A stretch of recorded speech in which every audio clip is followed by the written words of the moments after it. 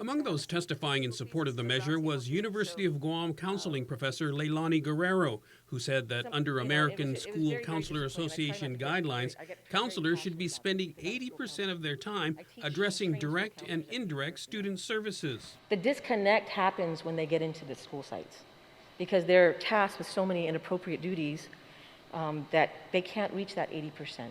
As a school counselor for 10 years, I can personally say that all those extra inappropriate school counseling duties definitely took me away from my students. School counselor Davidpexa says because of the lack of a specific job description, over time, things have been added to their plate that take them away from dealing directly with students. And I think it's really come to a head because we got to the point where we crossed the line where we've been asked to take on a little bit more responsibility when we're dealing with suicidal ideation. Social and emotional wellness has become more of a concern and priority nationally.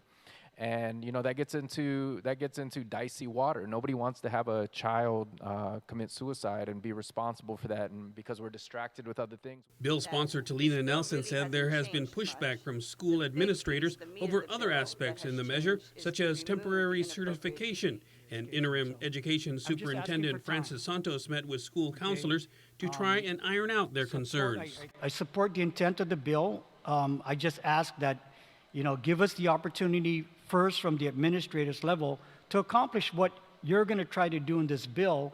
And if we can do it, then we really don't need law.